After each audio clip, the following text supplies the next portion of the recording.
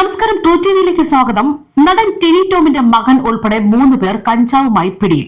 തിരുവാങ്കുളത്തെ ഒരു ക്ഷേത്ര പരിസരത്ത് നിന്ന് തൃപ്പൂണിത്തുറ ഹിൽ പാലസ് പോലീസാണ് 4 ഗ്രാം കഞ്ചാവുമായിട്ട് 3 പിടികൂടിയത്. പിന്നീട് ഇവരെ സ്റ്റേഷൻ ജാമ്യത്തിൽ വിട്ടയച്ചു എന്ന വാർത്തകളാണ് പുറത്തുവരുന്നത്. ഇത്തരമൊരു വാർത്ത കേൾക്കുമ്പോൾ നമ്മുടെ ടിനി ടോമിന്റെ മകനാണോ എന്നാണ് ഏവരും ചോദിക്കുന്നത്. അതിന് അദ്ദേഹമല്ലേ അന്നൊരു ശനിയാഴ്ച, കൃത്യമായി പറഞ്ഞാൽ 2023 മെയ് 6 ന്യൂ ജനറേഷനിലേക്ക് മാറുന്ന മലയാള സിനിമയിൽ വൻതോതിൽ ലഹരിയുടെ കടന്നുവരവുണ്ടെന്ന് അദ്ദേഹം അന്ന് പറഞ്ഞത്. അത് പോരാഞ്ഞ് മറ്റൊരു ഞെട്ടിക്കുന്ന വെളിപ്പെടുത്തൽ കൂടി അദ്ദേഹം അന്ന് നടത്തിയിരുന്നു. ലഹരി ഉപയോഗിച്ചാൽ മാത്രമേ തന്റെ അഭിനയം മികച്ചതാക്കാൻ കഴിയുള്ളൂ എന്ന് കരുതി സിനിമാ സെറ്റിലടക്കം നിത്യേനെ ലഹരി ഉപയോഗിച്ച ഒരു നടന്റെ ദുരവസ്ഥ. ഒടുവിൽ ലഹരിക്കടിമയായ ആ നടന്റെ പല്ലുകൾ പൊടിഞ്ഞു തുടങ്ങിയെന്നും പിന്നെ ലഹരി ഉപയോഗം ഭയന്ന് അവസരം ലഭിച്ചിട്ടും തന്റെ മകനെ സിനിമയിൽ അഭിനയിക്കാൻ വിട്ടില്ല എന്നുമായിരുന്നു ടിനി ടോം അന്ന് പറഞ്ഞത്.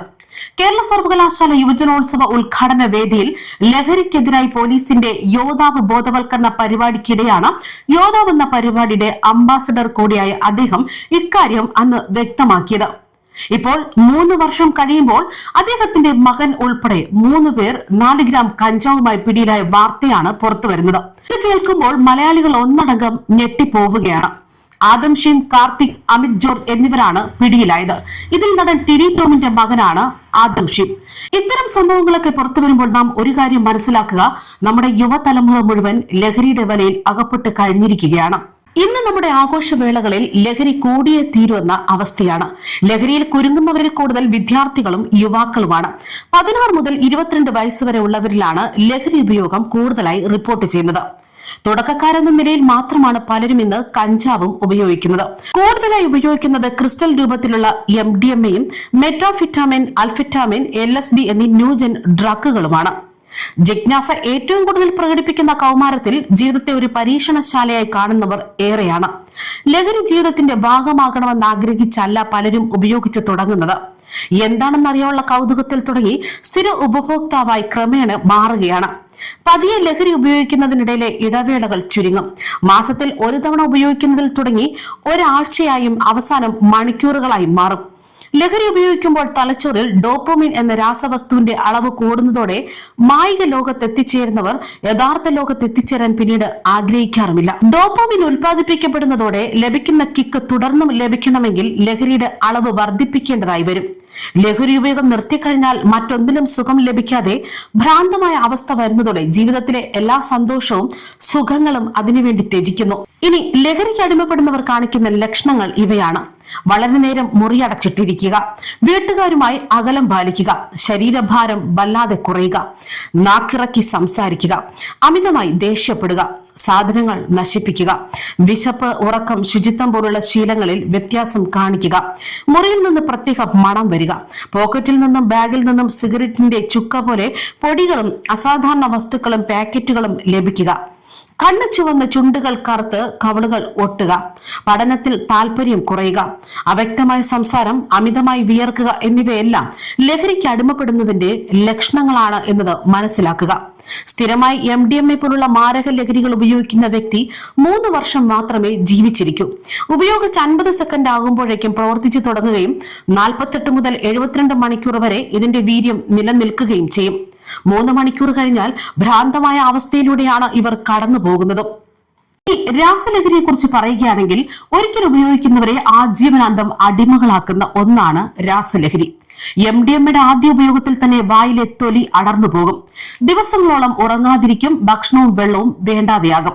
സ്ഥിരമായി ഉപയോഗിച്ചാൽ പല്ലുകൊഴിയും. അതുപോലെ തന്നെ തലച്ചോറിന്റെ താളവും തെറ്റും. വിഷാദരോഗം മാത്രമല്ല, മരിക്കണമെന്ന ചിന്തയായിരിക്കും. പെട്ടെന്ന് പ്രകോപിതരായി ആക്രമണവും നടത്തും. പക്ഷാഘാതം തുടങ്ങി അകാല മരണമായിരിക്കും ഇതിന്റെ അവസാനം. ഉപയോഗം ആൺപെൺ വ്യത്യാസമില്ലാതെയാണ് നടക്കുന്നത്. ലാബുകളിൽ നിർമ്മിക്കുന്ന MDMA, LSD എന്നിവ ആൺപെൺ വ്യത്യാസമില്ലാതെ ഇവർ ഉപയോഗിക്കുന്നു. അന്യസംസ്ഥാനക്കാരും വിദ്യാർത്ഥികളുമാണ് ഇതിന്റെ കാരിയർമാർ. വിലയാകട്ടെ ഗ്രാമിന് 3000 മുതൽ 7000 രൂപ. MDMA ബാംഗ്ലൂരിൽ നിന്നാണ് കേരളത്തിലേക്ക് കടത്തുന്നത്. ക്യാമ്പസുകളും സ്കൂളുകളും കേന്ദ്രീകരിച്ചാണ് കച്ചവടവും. 10 വയസ്സുകാർ പോലും ഉപയോഗിക്കുന്നുവെന്നാണ് റിപ്പോർട്ടുകൾ. LSD സ്റ്റാമ്പ് ആകട്ടെ 4 കീറി ഒരു കഷ്ണം നാവിലൊട്ടിച്ചാൽ 4 മുതൽ 6 മണിക്കൂർ വരെ ഉന്മാദം.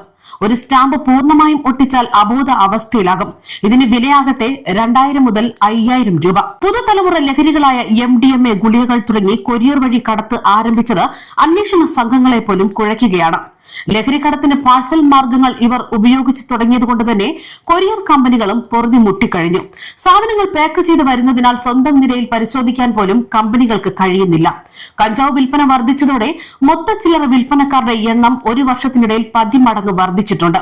ലാഭം 100 മടങ്ങായതിനാൽ തന്നെ ക്രിമിനൽ പശ്ചാത്തലമുള്ള ഭൂരിഭാഗം സംഘങ്ങളും ലഹരി കടത്തിലും വിൽപ്പനയിലും വഴിമാറിയത് ചേരി തിരിഞ്ഞുള്ള പകപോക്കലിന് പോലും ഇടയാക്കിയിരിക്കുന്നു. ഇതുകൂടാതെ കുടുംബമായി ഒരുമിച്ചും സ്ത്രീകൾ പ്രതികളാകുന്നതുമായ ലഹരിമരുന്ന് കേസുകളും വർദ്ധിക്കുകയാണ്. വെള്ളത്തിൽ കലർത്തിയും കത്തിച്ചും ശ്വസിച്ചും ഉപയോഗിക്കുന്ന MDMA അടക്കം ഒരിക്കൽ ഉപയോഗിച്ചാൽ യുവതലമുറയെ അടിമകളാക്കുകയും ചെയ്യും. ഇത് നമ്മുടെ ശരീരത്തിൽ എത്തിക്കഴിഞ്ഞാൽ ക്ഷീണവും വിശപ്പും വർദ്ധിക്കും. ഇതിൽ നിന്ന് രക്ഷ നേടാൻ വീണ്ടും ലഹരി ഉപയോഗിക്കും. സ്ഥിരമായി ഇത്തരം ലഹരി ഉപയോഗിക്കുന്നവർക്ക് ആരോഗ്യ പ്രശ്നങ്ങളെ തുടർന്ന് 10 വർഷത്തിനുള്ളിൽ മരണപ്പെടാൻ ഏറെ സാധ്യതയുമുണ്ട്. കൂടാതെ വളരെ കുറഞ്ഞ അളവിലുള്ള മരുന്ന് തന്നെ ലഹരി സമ്മാനിക്കുന്നതിനാൽ ഇത് കടത്തുന്നവർക്കും എളുപ്പമാണ്. വിദേശത്തു നിന്ന് ബാംഗ്ലൂരിലെത്തുന്ന ലഹരി ഇവിടത്തെ കുക്കിംഗ് കേന്ദ്രങ്ങളിലെത്തി കൊറിയർ വഴി കേരളത്തിൽ എത്തുകയാണ് എന്നാണ് അന്വേഷണ ഉദ്യോഗസ്ഥരും പറയുന്നത്. മുൻകാലങ്ങളിൽ വ്യത്യസ്തമായ ലഹരി ഉപയോഗത്തിന് പുറമെ ലഹരി വിൽപ്പനയും കടത്തുമൊക്കെ നടത്തി പണമുണ്ടാക്കുക എന്ന ലക്ഷ്യത്തോടെ പ്രവർത്തിക്കുന്ന സംഘങ്ങളിൽ സ്ത്രീകളുമുണ്ട്. കൊറിയർ വഴിയാണ് ലഹരി എത്തിക്കുന്നു എന്നതിനാൽ തന്നെ ഇടപാടുകാരെയും കണ്ടെത്തുന്നവരെയും ഒക്കെ കണ്ടെത്താൻ നടപടികൾ സ്വീകരിക്കാൻ തടസ്സം എന്ന് തന്നെയാണ് അന്വേഷണ ഉദ്യോഗസ്ഥരും പറയുന്നത്. പലപ്പോഴും ഇത്തരം ശൃംഖലയുടെ അവസാനത്തെ കണ്ണികളെ മാത്രമാണ് പിടികൂടാൻ കഴിയുന്നത്. അതേസമയം വിദേശത്തു നിന്നെത്തുന്ന അടിസ്ഥാന ചേരുവകൾ മറ്റും രാസവസ്തുക്കളോടൊപ്പം ചേർത്ത് ലഹരി വർദ്ധിപ്പിക്കുന്ന കുക്കിംഗ് കേന്ദ്രങ്ങൾ കേരളത്തിലും പ്രവർത്തിക്കുന്നുണ്ട് എന്ന് തന്നെയാണ് അന്വേഷണ ഏജൻസികൾക്ക് ലഭിച്ചിരിക്കുന്ന സൂചനകൾ. എന്നാൽ ഇതുവരെ ഇതിനെതിരെ നടപടിയെടുക്കാൻ അധികൃതർക്കും ആയിട്ടില്ല.